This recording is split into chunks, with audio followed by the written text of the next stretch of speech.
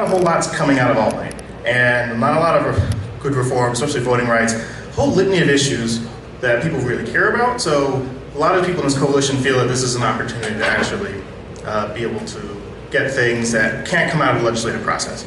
And also, generally, when it comes to reform, there's a lot of wonky things in terms of, like I said before, changing the judicial process. That's something that's very convoluted and not likely a legislative body is going to just decide on its own to do, but that could be a reform that could come out of a deliberative process through members who get elected to delegates to go to the Constitutional Convention.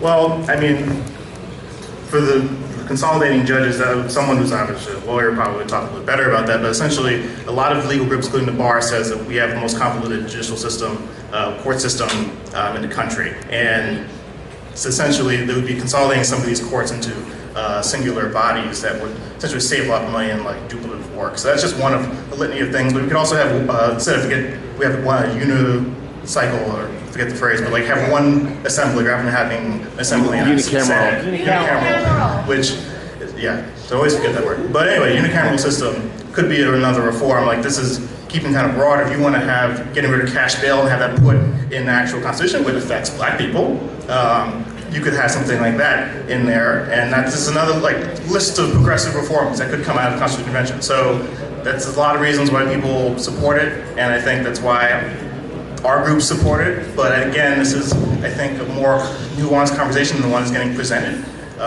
because there hasn't, to my knowledge, been a history of protections being taken out of the Constitution because of the Constitutional Convention.